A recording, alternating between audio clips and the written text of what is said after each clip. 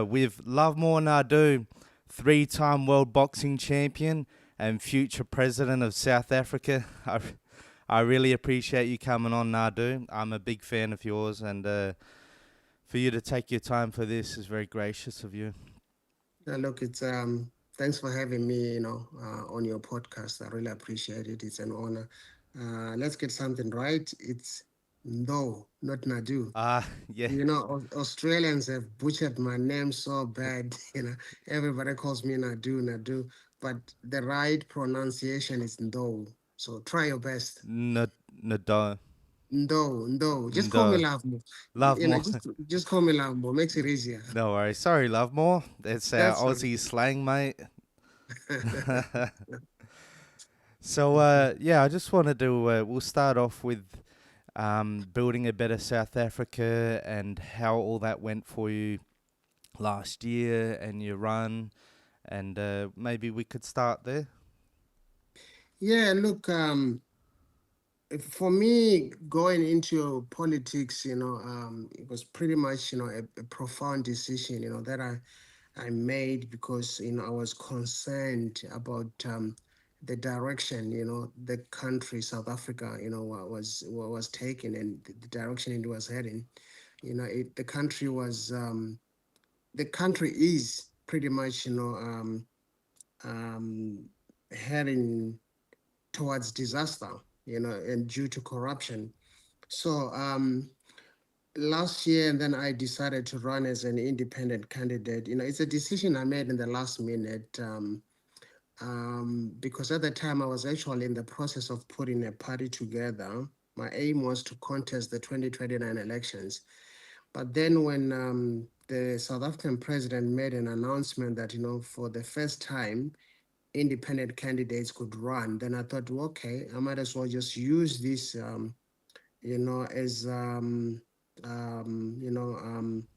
to lay the foundation.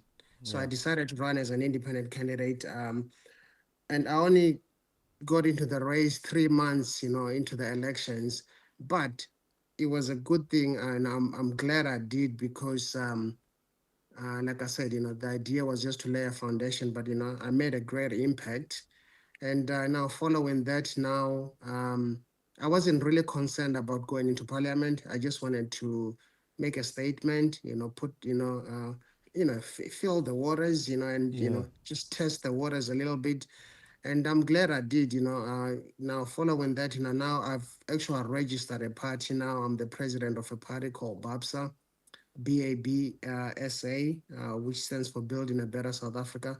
Now, with BABS, BAB, the first three letters BAB, BAB, in in Arabic, it actually means door or gate. So BABSA is the gateway, to a better South Africa for all. Yeah. And how did you find your experience? And like you said, that's your first time jumping into politics. I mean, you must have learnt some things, or did anything in particular surprise you or stand out? No, not really. Look, this is the thing, when I came to Australia, when I left South Africa, I never really cut the umbilical cord. I remained connected to South Africa. Yeah. I've always been aware of the politics, and look, I've always been into politics, even when I was coming up as a youngster. And it got me into much trouble. Back then, during apartheid. Yeah. So, but I've always kept an eye.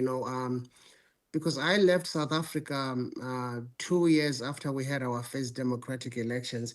Even then, I had concerns that the country might head a wrong direction, towards the wrong direction. Um, See what happened. That a lot of people don't actually understand is when Mandela and the ANC, negotiated, the shift of power from de Klerk's, regime then to Mandela's, regime. There was a sunset clause that was signed and agreed to. What that means, was that de Klerk's regime, which was purely, pretty much white, did not completely lose power. Yeah. It it remained in power for about, for 5 years. So they remained in power for the first term and formed part of the, the cabinet. So what that means is that, on paper, the ANC had power, but in reality, it didn't. The power was still, in the white sense. And this is not a bad thing. It wasn't a bad thing at all. I actually liked that idea because I wanted to see, a rainbow nation, a South Africa for all South Africans, Yeah. irrespective of color. So, but why I say it's not a bad thing, you see that, this is why in the first term of the ANC in government, when Mandela was president, um, we saw some good changes, okay, happening in the country. The economy was booming and the basic needs of the people were met, and this is because the ANC was working well with the whites, Yeah. okay? Now, when Mandela stood down from office, that's when the downfall started, okay?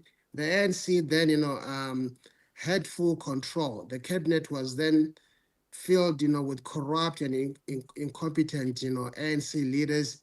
And then they started stealing, corruption started, dripping down, from the top to the bottom. And so it's clear from that, that, for South Africa to succeed, we need to work together, black and white.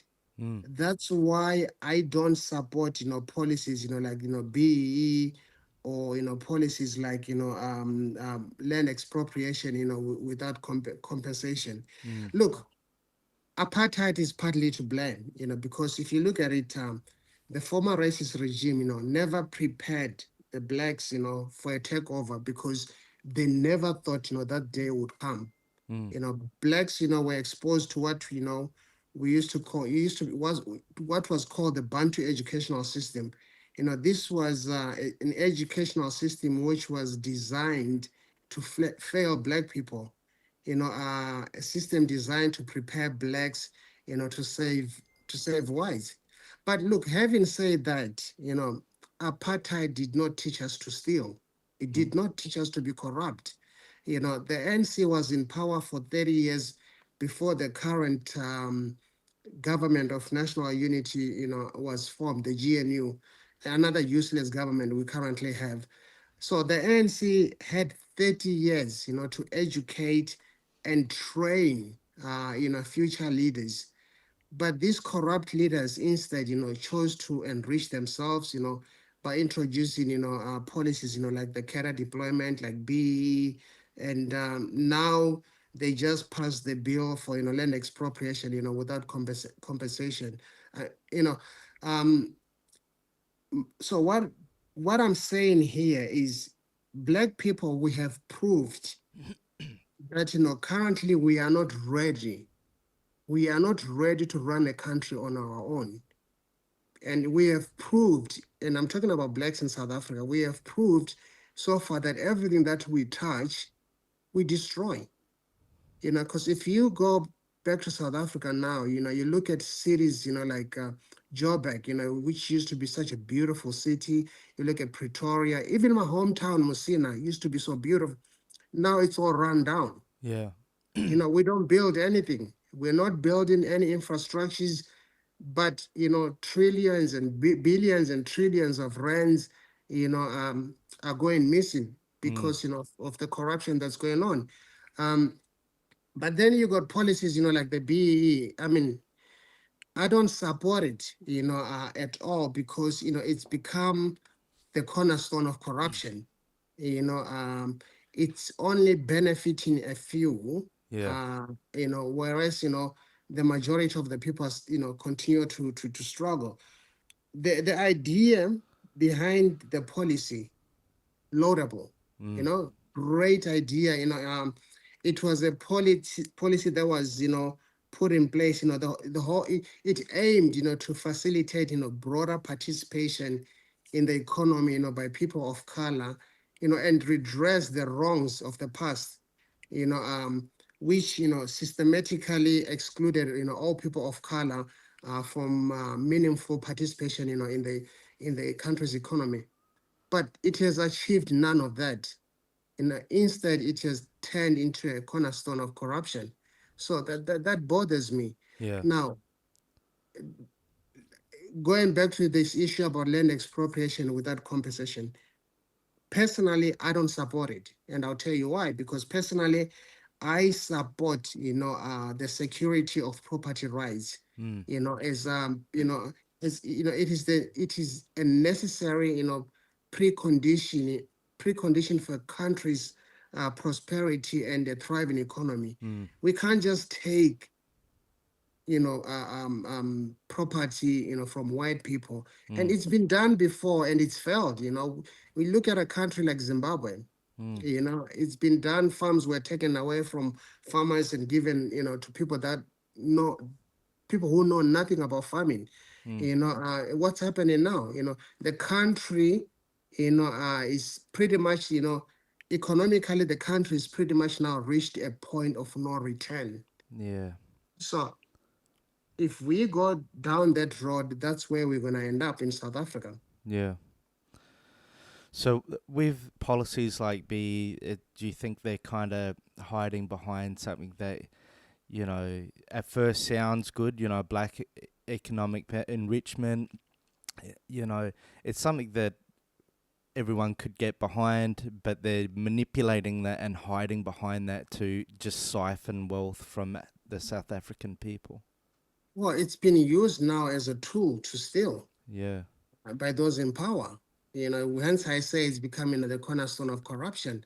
And like I said, if it was allowed to do what it was put in place to do in the first place, then we wouldn't have those issues. The Yeah. country will be booming. The basic needs of the people will be met. But now we've got this policy that's actual. Now keeping potential investors away. Yeah. Okay, and that's not doing the economy any good. That's not doing the country any good. Yeah. Yeah, So definitely. I don't Definitely support such a policy. it demotivates entrepreneurship, and if you don't, like, if they can take land from white people, they can take it from black people, and then you don't really own anything, like, it stops, that's not how to build up a nation. I definitely agree with you there for sure. Look, I don't actually, I always say, anyone that thinks or believes that, someone like Malema, the leader of the EFF, or any members of the ANC are going to take land or farms and give to them, Mm. is misguided, Mm. because that's not going to happen. They're going to take the land, the farms, they're going to keep for themselves, or they're going to give them to their family members or their friends, which is what's currently happening. Yeah. Okay, because currently, if you look at any rich black person in South Africa, it's either they are connected to the ANC. All these people are either connected politically Mm. or through marriage or family or friendships. You look at the current president, Mr. Ramaphosa. You look at the current richest man in South Africa. Um, you know, the current president is married to his sister. Yeah. Okay, so you see, there's always some connection there. You look at the former president Zuma. You look at his children. His son, owns a lot of properties overseas. So there is always a connection. So if land is going to be taken, you know, an average South African person is not going to see that. Yeah. It's going to end up, they're going to share that land, those farms, amongst their own cronies. That's what's going to happen. Yeah. And So, but I know one thing for a fact, having been on the ground there talking to people, an average South African is not concerned, about, trying to take a white man's farm and mm. keep it. No, no, no. An average South African wants to have a job, be able to feed his children tomorrow, be able to take his children to school, be able to pay, to afford, medical bills. Yeah. Yeah, I mean, but definitely, if just surviving and getting the necessaries in life is a struggle, you're not going to be worried about what's going on with other people and that, especially if you've got children to feed and stuff. So I could definitely understand that. And I will mention as well, like it's very admirable of you because you went through apartheid and you dealt with racism, and then you're coming back to South Africa, but you're there for all South Africans, whether they're black or white. You just want everyone to be prosperous. Like that, I think that says a lot about your character. That you're a good man. Well, that's what we fought for during apartheid. Yeah, Okay. I carry scars from apartheid. You look at my face, people often see this scar next to my right eye, they think it's from boxing. No, this is, from a dog bite. yeah, The police during apartheid, they set a dog on me. I carry other scars. I wasn't even, I'm actually lucky to have children, yeah, because, when I was young, there was an incident where I was electrocuted, on my testicles because they didn't shit, want me to have children. That's what the apartheid system did, yeah, but that never stopped me from fighting for our rights. We lost people, we lost friends, we lost family members, yeah, you know. But then, after all those years of fighting and losing family members, this is the South Africa we get. The yeah, South Africa full of corrupt people. mm, We fought, and that's what people like Mandela, they fought for a South Africa, a united South Africa, a South Africa for all. mm. And that's what I want to see. It seems like you draw a lot of inspiration from Mandela.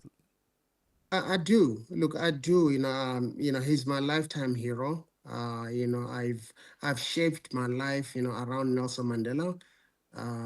Look, I could never fill his shoes, but I can try, and carry, you know, um, his work, carry from where he stopped and continue. Somebody has to continue, fighting the good fight. Yeah, well, it definitely seems like you're carrying his legacy.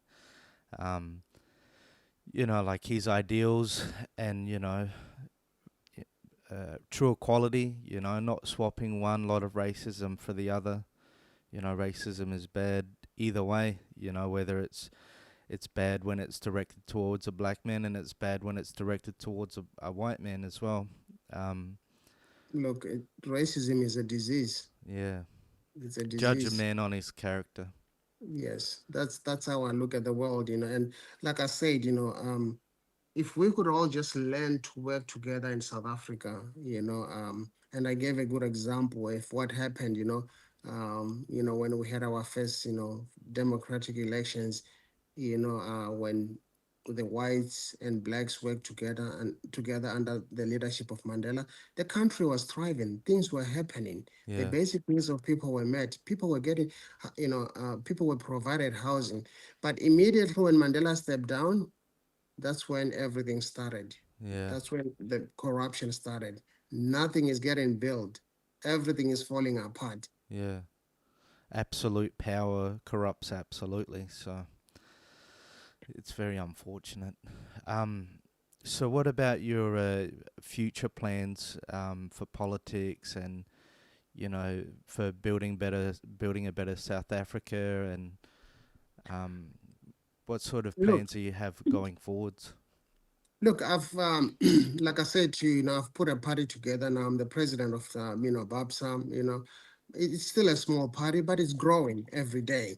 Each day we are recruiting new members, and we're looking forward to. We've got the local government elections coming in early 2027. We are looking at competing, running in those elections, but the biggest aim is the 2029 elections. So we've got plenty of time to build the party, Yeah, and like I said, it's growing slowly, and I can see one day, Babsam being in parliament, and once we're in parliament, we'll be able to become, the voice of the voiceless. yeah. I think that's awesome, Lovemore. Um, so I thought I would touch on like growing up in South Africa and what led you into boxing. So what led you into boxing, as far as I know, is you got into some fights during soccer when you were a kid, and then you were sort of shown boxing, and I just thought I'd touch on that. Yeah, look, when when I was growing up, I had serious anger issues, and I think it had more to do with the environment, where I grew up, with apartheid going on, and being poor, and so I was just angry. It didn't take me much to get into fights, and but I always knew that sport was going to be my ticket out of poverty. So I tried all types of sports, and I was good at soccer, but like you said, I didn't last long in soccer because I used to get into fights all the time. Yeah. I used to get red carded all the time. But it so happened one day we were playing, and this history repeated itself. I knocked this kid out, and they got this security guard to escort me out of the field. It was then that this security guard said to me, "Kid, I don't think soccer is for you. Perhaps you should try out boxing." And then that's when it started. The next day, I went to the boxing gym, and that's when it all started. And then he helped me, work on my anger, and not only did you know, boxing helped me, overcome poverty, and also allow me to move, to a better country like Australia. But it also changed me as a person. I was able to learn to control my anger and become this calm, collected person that I am today. Because when I look at it, had I not changed my attitude then, I'll probably be dead today. Growing up in South Africa at the time, when pretty much every teenager walked around with a knife or a gun, Mm. with that attitude, I'll probably be dead today or locked up in jail. So I'm very grateful to boxing. I feel boxing saved my life in Yeah. many ways. In many ways, and then I went on to become, world champion. I was able to educate myself, and become a lawyer. Today I'm into politics. So I'm very grateful to boxing. Yeah. You've been super successful since since leaving boxing. Um, like you said, to go on and educate yourself and not only become a lawyer but have your own firm, and like that's amazing. Yeah, look, look, I'm grateful to the people that assisted me along the way. I didn't do it on my own, so which is why I always think, a man's character should always be judged, on what he does to better his community. Mm. Okay, that's why I'm so involved, in the community. Even in Australia, I've been very involved, particularly, with the indigenous people. I've been involved Mm. helping them, with pro bono legal advice and all that. Even in the young up and coming fighters, I'm always there to help the community in many ways. Women who are victims of domestic violence, I'm always there to assist them. Now I'm doing the same thing back in South Africa. Mm. I'm helping, the community. So I'm doing this because I know I didn't get where I am today on my own. Yeah. Some people helped me along the way. So I'm giving back to the community, and I'm Yeah. grateful. Yeah. Well, I mean, that's a very good point. Anyone that's hit a level of success, once you hit that level, giving back is probably, I would say, definitely an important part. Um, when you were first boxing, like as an amateur and stuff like that, who did you have any like inspirations, or was it just the people that you had around you, or did you have any like favorite fighters and stuff like that as a child? Look, I had my, I looked up to people like Muhammad Ali. I looked up to people like, Sugar Ray Robinson. And at the time I was coming up as an amateur. Mike Tyson, was the big name. So I looked up, to people like that. I liked watching his fights. Mm. Not that I liked his his lifestyle outside the ring, Yeah. but I respected him as a fighter, and I loved the way he handled himself in the ring. So yeah, but I looked up more to people like Muhammad Ali, because Muhammad Ali wasn't your ordinary fighter. He Mm. wasn't just a fighter. He was he stood up for a lot of things. He was a leader. Mm. Yeah, he That's how I definitely put was. it. He was a leader, and he always fought the right fight. Mm. For me, particularly when he refused to go to Vietnam to go fight in Vietnam. That was something great, Mm. but every time I listened to him, I always felt he made sense, and we needed someone like that, particularly in South Africa at a time where we were going through apartheid. So yeah, I looked up to him. Mm. Yeah, I mean, he's super influential, and like his name will be forever remembered. Like as far as the all-time great. I always really liked Joe Frazier as well, and Joe Frazier helped champion Ali to get his license back, and was there to help him. Because a lot of people that were like close to Ali in his circle abandoned him when he got stripped from his boxing license and that. And Joe Frazier was there to help support him, gave him some money, and so I always really liked Joe Frazier as well. Yeah, look, there are a lot of good people in boxing out there, but there's also a lot of bad people in boxing. Yeah, definitely. And I mean, I've met them all. Yeah, yeah, During my career, I've met them all. The good ones, the bad ones.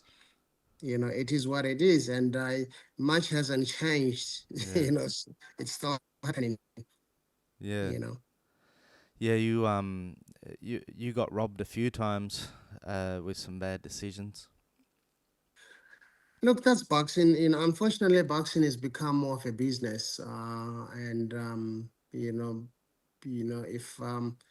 if you're not signed up with a promoter and he does seen, they don't think you'll be able to generate some money for them in the future. Well, obviously, Mm. they're not gonna favor you. Yeah. Remember, promoters still control. They control the judges, they control the referees, they control everybody. Mm. um but I don't look back at it and say, I always believe that everything happens for a reason. They took it away from me. Most important thing is, I was able to finish my boxing career, while my brain cells are still intact. That's the most important thing to me. I was able to make enough money to educate myself. Today, I hold 7 university degrees. It's unheard of. I'm probably the most, well, it's a fact. I'm the first ever world champion boxer, to to hold 7 university degrees, and went on Mm. to become a lawyer. I have my own law firm now. I've gone into politics. So I'm just grateful that I finished my boxing career, while my brain cells are still intact, because boxing is it's a great sport, but it's brutal. Yeah, definitely. There's been so many sad endings in boxing. And every day I wake up every morning, I always say, thank you, God, I finished my career, Yeah. you know, Ali you know. being a good example. Yes, Yeah, yes. it's very unfortunate. Yeah. Um. So, as you built up and then went through the ranks, and when you fought for your first world title, like coming from humble beginnings, coming over to Australia, and then making it all the way to that title fight. I just thought I would touch on that and how that was for you. That must have been like a very the emotions must have been high. Like, hey, I've envisioned this, and then I'm creating my own reality. Look, uh, I never had any doubt that one day I was going to become world champion, because I know from the minute I took up boxing, and I was 14 then, I told myself that, one day I was going to become a world champion. I told myself, and I I believed myself when I told myself that. Yeah, Sometimes we say we want to do things, but you really have to believe what you're telling yourself. yeah, So I believed that I was going to become world champion. So when the opportunity eventually came, it didn't come as a surprise. yeah. I knew, it was the time, even though I didn't become I became a champion later in my career, Mm, because of things I couldn't control, like we spoke about before. Sometimes with promoters and all that, the BS that goes on with boxing. Yeah. But for me, when I became a world champion, it was eventually, the dream come true. Yeah. Yeah, definitely. I mean, even though, like you said, you believe it with all your being, like that this is gonna happen. But when it actually happens, though, that's still got to be extra special. It was very special to me, Yeah. but I wasn't shocked that I Yeah. became world champion because I always believed I had what it took to become a world champion. All I needed was just an opportunity. Yeah. Given that opportunity, which is why I left, South Africa. I left South Africa looking for an opportunity, Yeah. to better myself, and become, and get that opportunity to fight for world title. And when I eventually got the opportunity, I took advantage of that, and I'm grateful. And I've heard you say before that if you didn't leave South Africa, you don't believe that it would have happened. Do you see there's a lot of great athletes over there that just are in the same boat that you were, that they have that potential as well, but they just never get that chance? Look, there's so much potential in South Africa, and not just in boxing. Whether it's soccer, whether it's music, whether it's education. There's so much talent, Yeah. but people, they lack. They're not given that opportunity to excel. Yeah. That's the biggest problem. You know, there's so much talent, in South Africa. Yeah. And well, they've got a voice for the voiceless now, and hopefully over the next few years we can see some changes, and the people can get behind you because you're there to get behind the people. So Look, part of the reason I decided to go back to South Africa is pretty much that I want to help people yeah. get that opportunity, to prove themselves, because I look at my story, and I always tell people my story, is a quintessential South African story, Mm. because what these people are going through, I've been through all that. And all it took for me to succeed was, given that opportunity. Yeah. And unfortunately for me, I had to travel to another country to be given that opportunity. So part of the reason I've gone back to South Africa is I want to help, Mm. particularly the youth, the young. Mm. We want to help them, provide them those opportunities so they can prove themselves, they can work hard, they can be able to see how far they can go. Mm. Because they have the ability, they just need, the opportunity. Yeah. Coming from South Africa to Australia, how did you find Australia?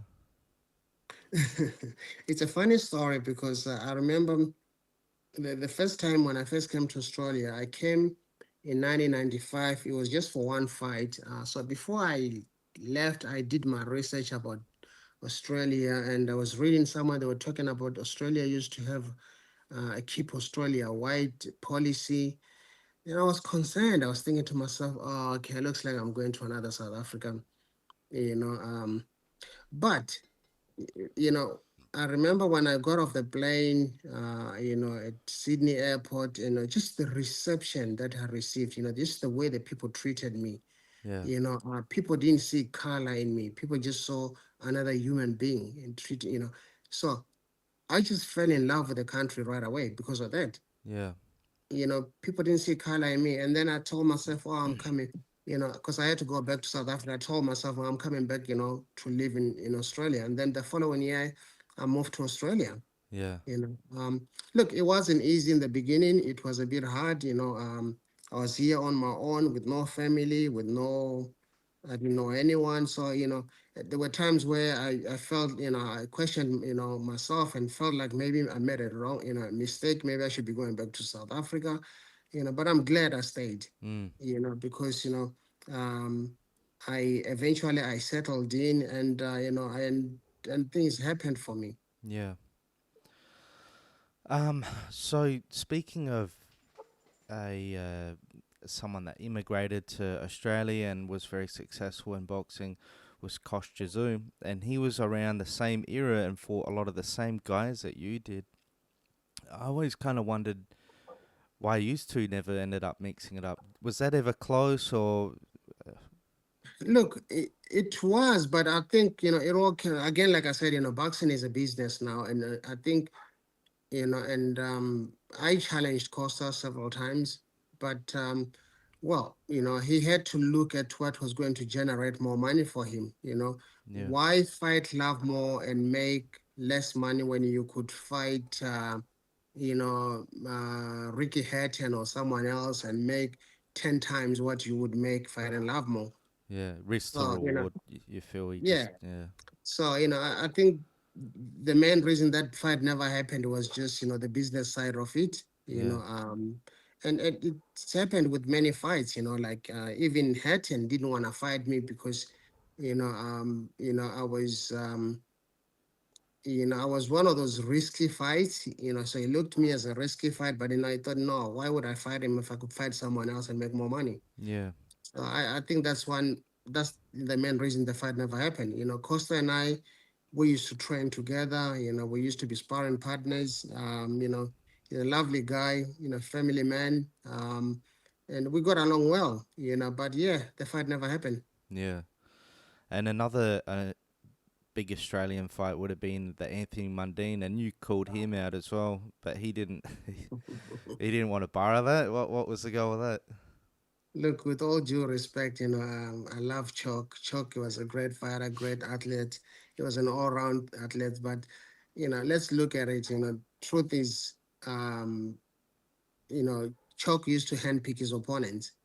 Okay, and which is a smart, business way because like I said, boxing has become, a business. Yeah. So he used to handpick his opponents, and I don't think, I can see why he didn't want to risk with me because, I was actually a risk to anyone. Mm, definitely. Even you look at it, uh, even Sakio Bika. Sakio Bika challenged him several times. He wouldn't take on the fight. But he was fighting every other Australian that he believed he could beat, Yeah, or rather bring someone from overseas. yeah, So I love Chalk, and I mean he he kept boxing going in Australia at a time where boxing looked like it was going to die. yeah. But truth be told, he handpicked his opponent, and He wasn't gonna handpick you then. no, he wasn't going to handpick me. Fair enough. Yeah, that would have been good though. It would have been great. Yeah, Look, we might do an exhibition. I called him not so long ago and said, Chuck, let's do an exhibition. He yeah. said, yeah, yeah, let's talk about it. And then I never heard back from Chuck. Fair enough. Well, he's obviously a wise man then, eh? Wiser than he lets on. Yeah, Um, no, look, that's boxing for you. He's a yeah, great man. He's a great man.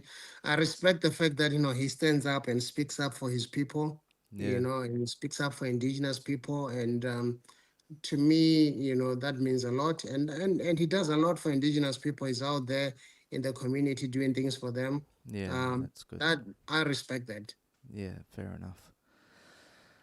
So you fought a lot of all-time greats. One being Canelo Álvarez, who's got a fight coming up soon with Terence Crawford. And in the past, you said that he was a great fighter, but maybe being a little bit overhyped. And this was early on in his career, though. Um, how do you now that his career, for the most part, has played out? How do you Now, how do you look, feel? he proved me wrong. Because he's went on to become pound for pound one of the best in the world. Um, you know, um, Remember, when I fought him, it was towards the end of my career. I was about 40 and he was just 20. Yeah, So, you're old enough to be his dad. I was old enough to be his dad. But I managed to go the full distance with him. In Mexico, in his own Yeah, country. So to me, to have having fought someone like him who's then went on and knocked out some of the best fighters in the world, yeah, it just means a lot to me. I respect him for that. I think he's a great fighter. I'm looking forward to seeing this fight, with Terence Crawford. I'm not gonna pick a winner because both of them are great fighters. I expect a really, really good fight. It can go either way. how do you see that playing out? or it's Look, hard to say? look. Again, like I said, I'm not gonna pick a winner, Yeah, but I can see the fight going either way. Canelo has got the power. yeah, the Uh, you know, size. and he's got the size. But looking at Terence Crawford, he was in Australia not so long ago. He looks big. Mm, He looks like he's grown up into the division. And look, he's a slick fighter. mm, Crawford is a slick fighter. So when it comes to speed, I think you know uh, Crawford has got an edge when it mm, comes to speed. So it might be a case of power versus speed, but at the mm, same time, skills. They both are skillful fighters. yeah. So I'm not gonna pick a winner there. I'm just gonna say the best man on the night or on the day is going to win the fight. Yeah, I reckon personally, Crawford maybe in the early rounds will do well. Like you said, with his speed, he's very slick. But I think later in the later rounds, Canelo will wear him down, just being bigger and more powerful. But that's just my opinion. But like it's boxing, they're two amazing fighters. Like anything can happen. Yeah, like again, I'll repeat what I Mm. said. I'm not gonna pick a winner. Yeah. You No, no, no. Yeah, I was. Yeah. But to Yeah. touch on your fight with him, even though like Canelo got the win, you pressed him that whole fight. You had him on the back foot, uh, pushing the pace in that fight. So not only did you go the distance with him, you took the fight to him, which seems to be the case with all your fights that I've seen. You Yeah, were, look, he won the fight. yeah, There's a lot of things that worked against me. It was towards the end of my career. I was old. In boxing, I was old. yeah, Remember, remember I was a junior welterweight that moved up to welterweight, and here I am. Then I was fighting him at junior middleweight. So yeah, I was fighting. I'd moved up about two weight divisions yeah, to fight him. So he was actually bigger than me, yeah, size wise, and younger than me. And yeah, I did the best I could, mm, and he beat me fair and square. So yeah, no excuses. And and I lost against a good fighter. yeah. Well, I mean, So he's an all-time great.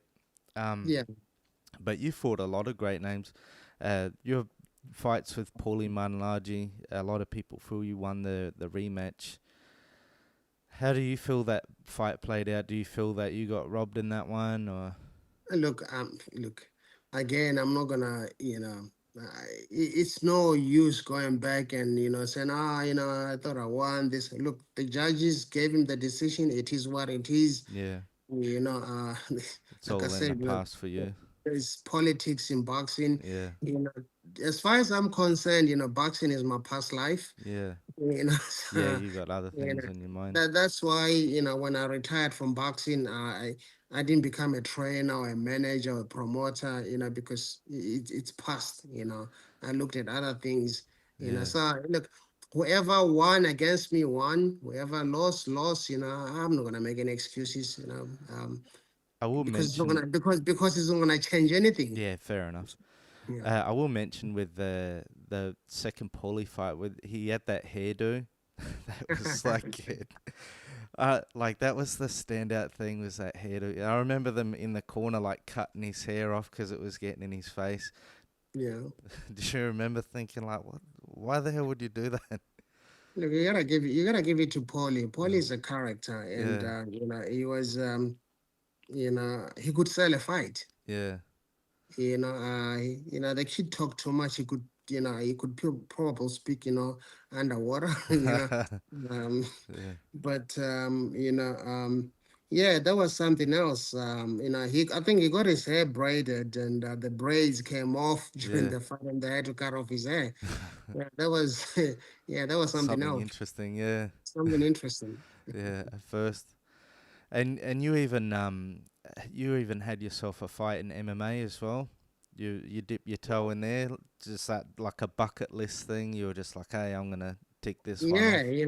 I thought, what, that was after I retired from boxing. I thought, what, let me try this MMA stuff. Yeah, And but I realized with MMA, I was getting more injured in training than in a real fight. Yeah. And I just thought, nah, this is not worth it. And I had one fight, one win by submission. I was like, nah, that's it, I'm done. Yeah. How long did you train submissions and wrestling and all that? I trained probably for about 6 to 8 months. I was training in Bondi, with um, ego. There are two egos, in fact, at that gym. Yeah. And one specializes in wrestling, and the other one, submissions and all that stuff, and jiu-jitsu and all that. So, I had really, really, ego break and back, and ego Braspo something. I can't pronounce his name, Yeah. but they were, yeah. So I spent a lot of time training there, but I was getting injured all the time, Yeah. and I just said, nah, this is not worth it. No, and you were getting older by that stage as well. I was getting older as well, yeah. Do you still do much in the way of training just to keep yourself in shape and stuff? Look, I like to keep fit. I'm always training. I'm always running or doing weights, but I stay away from boxing gyms because boxing is addictive. You start going to the boxing gym, and then all of a sudden you think, oh, okay, I'm better than these fighters. I think I can do better than them. The next thing you're making a comeback, and that's when you get hurt. Yeah, So that does seem to happen a lot. yeah, Yeah. so I try and stay away from boxing gyms, but yeah, I still maintain good fitness. I am always running. I still run about, um, you know, um, 3 to 4 or 5 times a week. I'm running between 8 to 10 kilometers each time. Yeah. And I do a bit of weights. If you can, I'm sure you can see since I've retired from boxing, I've actually, Bulked up. bulked up. Yeah. I do a lot of weight training. So yeah, Nice. Yeah, I yeah. competed in powerlifting and strongman. It Okay, was a few okay. years ago now, but just 'cause I'm so busy. But I got my Yeah. deadlift up close to 300 kilos. Um, Wow, bench 165. Yeah, stuff like wow. that. Yeah, but nothing crazy. But Yeah, I was actually talking to a friend about it, and he was actually doing powerlifting, and his name is Chris. And we were talking about, it's not a, you know, it's not an Olympic sport. no, yeah, Why is that? They should include it yeah, in Olympics. And I was saying to him, particularly now we've got the Olympics coming to Australia in when is that, 2032 or something like that. yeah, It would have been great, for him to compete, but we introduce breakdancing, but we don't introduce yeah. I know. powerlifting. Oh, yeah. Honestly, like good ways that breakdancing was probably the best part because at least that was funny. That was hilarious. Look, But yeah, like, but look, sorry, go on, Lovemore. I respect her. Yeah, I respect her. Anyone that's got the courage yeah. to do what she did, in front of the whole world, I respect her. Yeah. All right. Well, I guess Yeah. there's always a positive, but And you know what? That's how they see us Aussies now. Every yeah, time yeah, you talk about dancing, they think yeah, Aussies. yeah. Yeah, Yeah. look, I mean, it's not really an Olympic sport, like I said, if you're good at anything, I wouldn't necessarily put her name in that, not to put her down, but if you're good at anything, whether it be breakdancing, ping pong, whatever, if you're one of the best in the world, like, you got plenty of respect for me because to be one of the best in the world at anything is going to take a lot of work. But Yeah. Yeah. but yeah, as for powerlifting, I know they were trying to make it happen. Because obviously you got Olympic weightlifting. But I don't know. It'd be good. It'd be cool to see, but Yeah. yeah, Yeah. No, I think that's one sport they should introduce into Olympics. yeah. So there was. I You're a Emanuel Steward. So you had Emanuel Steward come and approach you about coming over. So he was asking you to like immigrate over to the US and train out of their camp, or Yeah, so it was after I fought Miguel Cotto, and I was having breakfast at the MGM, I remember, and Emmanuel came down, and he actually was one of the ring announce what do you call them? What do you call them? what do you mean, like a commentator? Yeah, he was one of Yeah, the commentators of my fight. So he came down and we had a chat, and he said, I think you got talent. You should. He said to me, "Hey, you should consider, come training with me." But I had to move. You came with a condition that I had to move to America, and I had to, turn it down because the idea of moving to America then was just not, ideal because I had young children then. yeah, So, and I had just gone through a divorce, and I was single father raising my kids on my own. yeah. And just the idea of just picking up and going, it was just not ideal for me. And but apart from that, I sometimes wonder, what would have happened, had Yeah. I moved, but I always think everything happened for a reason. I always think too, had I moved to America, then would I be where I am today? Would I been able to educate myself and be where I am today? Um, I don't know. Yeah. I don't know. I always say in life we when we're growing up or coming up, we've got ideas, and plans and say, this is what we want to do. I want to do that. But, you can have all those plans, but the man up there, the Mm. man upstairs, he's got other He's plans got for his you. own plans. Yeah. So, Yeah. there's a reason why the man up there decided to say, no, love more, stay Yeah. in Australia. And I'm grateful, but I think it would have been a great, experience working with, Mm. with a seasoned trainer like him. God rest his soul. Mm. And I think, we would have won.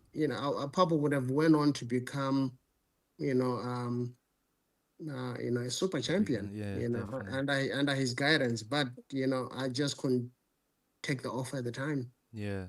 Just your was it just like intuition, or is it just like, hey, I've got too much, I'm too like enrooted in Australia that I just it's too hard.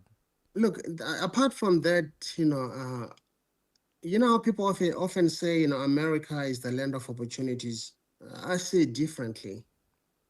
Okay, I say Australia is the land of opportunities because I felt, my opportunities were in Australia. Yeah.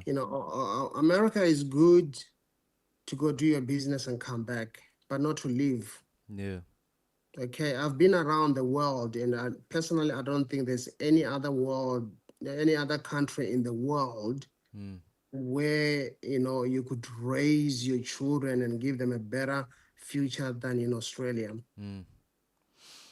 So that's why I made that decision. I didn't just think about myself, my boxing career. I had to think about, was America really suitable for my children? And I Yeah. didn't think so at the time. And your kids are now Aussies. The They're Aussies, both yeah, and Aussies, yeah. they're happy. You got sons, right? Did you teach I've them got to a son. box? Did you I've got a son. yeah. He can box, Yeah. but I never want any of my kids to box. No, but it's good to No. know how to defend yourself and Oh stuff like yeah, that. Yeah. even my daughters can defend themselves. Even my grandkids, I teach them, self defense. Yeah. But I don't want any Yeah. of my kids to fight. Look, I don't think to be a fighter, to be a boxer, you have to have a good reason for it. Mm. Okay, that's why you find most successful good fighters, they come from a poor upbringing or poor background, Mm. come from poor countries.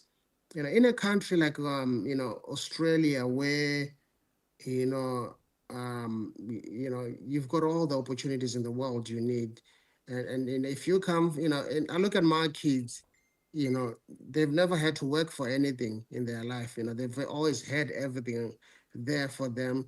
So I don't think they've got enough, Yeah. to make them fight. You need to be hungry to Yeah. fight. You It's need a to have that hunger, yeah, yeah. and the discipline that comes with it. So, as much as I love my son and I love the idea of having my son, following in my footsteps, I don't think Mm, he's got what it takes to become a world champion. mm, And I made it very clear to him, I mm, can teach you to defend yourself, but boxing is not for you. yeah. Well, as long as he can defend himself, like you said, it's a really punishing sport, and you've obviously done well for yourself, Lovemore, so he doesn't need to go through what you went through. No, look, I think, I'll be honest with you, if I was born in a country like Australia, I don't think I would have taken up boxing. Yeah, that was your way out. Yeah, look, as much as I love boxing, I still look at the sport as barbaric. Mm, It's a barbaric sport, and I respect the sport, but it still is barbaric. mm, People just getting into the ring and beating the crap out of each other. That's barbaric. yeah. I guess that's part of what makes it exciting is seeing I guess two of so. the best, two of the best like in the world at it, because it's extremely difficult, and anyone that hasn't really done it, they don't see the nuances of what's going on in the ring, and like how it's how difficult it is, and like you said before about being calm, and you got to be calm to be able to read your opponent, and obviously you've broken down stuff in training, and there's a lot going on and it's happening quick. Oh yeah, But there's a lot happening. People don't realize, you do a lot before you step into that ring. yeah, You sacrifice a lot. yeah, And particularly when you're fighting at a lower division where you always have to watch your weight. yeah, You're always watching what you're eating. You go to bed at a certain time. You stay away from you know eh, partying. Party mm, lifestyle. You're disciplined. you're You not know, just hungry to win, no, you're hungry in the literal sense as well, because yeah. you're always trying to make weight. You have to be Yeah, disciplined. yeah, And I think a lot of fighters born in countries like Australia where there's so much opportunities for them. Boxing, they don't need to fight to make a living. mm, Everything is just there for them. yeah, So fair enough. the discipline lacks. I'll touch on a couple of more things, Lovemore, and then I'll let you go. First one, I'll just mention about the Miguel Cotto fight. That was a really good fight. I seen you you hit him with a few slick shots. You hit him with like a good uppercut, and you were hitting him with, it was like an overhand left over the guard. And he said that you were his toughest opponent. Am I correct in remembering that? Yes, he did say that. For me, it was an honor to hear, a great fighter like Miguel Cotto, who's fought some great fighters, including Mayweather, Mm, and to go and he even fought Manny Pacquiao, but for him to go and pick me mm, as his toughest fighter, that's an honor. yeah. As the toughest fighter he's ever fought. So that was an honor. It was a really Mm. like hard fight you guys had as well. Like you really went at it. Yeah, look, that was a fight I took on a 1 week's notice. True. 1 week's notice, and So you're that's obviously always keeping yourself like in shape all the always time. kept myself in shape. Look, and that's the fight. That's when I met Emanuel Steward because Mm, he was commentating on that fight. It was after that fight that I met up, the following day, yeah, following morning when I was having breakfast. That's when I met Emanuel Steward. yeah, Um, you know, um, yeah, it was a great fight. A lot of people felt had the fight taken place in Australia or South Africa, it would have gone my way. yeah. You know, that's Yeah, I can boxing. definitely see that. So final two questions, Lovemore. Favorite movie? Look, I don't really have a favorite movie. You got like a top three or something like You that? know, I, Or a I, couple you could shoot out? look, I don't really, I can't say this is my, favorite movie at all. But I'll tell you what. There's a series that I love to watch. Shaka Zulu. Yep. It's a South African. For me, it's important because as South Africans, when we were growing up, we were never really taught much about our history at school. We were taught more about the history of Europe, Mm. and we had to learn more about our history from our parents or our grandparents. So to finally get to see Shaka Zulu and learn more about the history of South Africa involving the Zulus and how the British came to South Africa and all that. I enjoyed watching it, and I Yeah. still watch it up to today. So yeah, Might but have to try and check that out myself. I don't believe I've seen that. So yeah, it's a series. It's a series it's called Shaka Zulu. okay, like a TV show. Yeah, Yeah, yeah, nice. And yeah. Look, it's you can't find it on TV now. I'm sure you can get some DVDs and watch it. yeah, yeah. Final question, Lovemore. Have you personally had any supernatural experiences? All my life. Yeah. All my life. Look, in African cultures, we believe in some people might say we are superstitious, but we do believe in our ancestral spirits. I myself, I was lucky. I was exposed to both sides of the world. My maternal side of the family were very religious. They were Christians. My maternal grandfather was a church minister, Yeah. whereas my paternal side of the family believed in ancestral spirits. Which up to today I still embrace that culture. Yeah. To a point where um, I was raised a Christian. I still follow Christianity. I still read the Bible and all that, but I still also embrace, in my African, or my paternal side, you know, ancestral beliefs. Like to a point where sometimes, and sometimes I feel, that my ancestors speak to me. Yeah. And I know if I say this in a Western world, they'll probably think, no, this guy is schizophrenic or or Nah, bipolar on medication. But I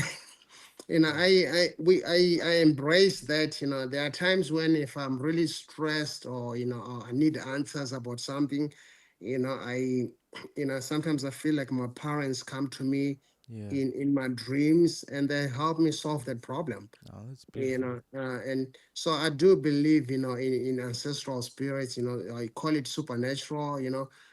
I do believe in that. Yeah. So sorry for your loss as well, by the way, if you've both lost. That's right. Thank you. But I really appreciate you taking the time, Love More. Like, I've been a big fan for a long time, and like, you were a big part of Australian boxing.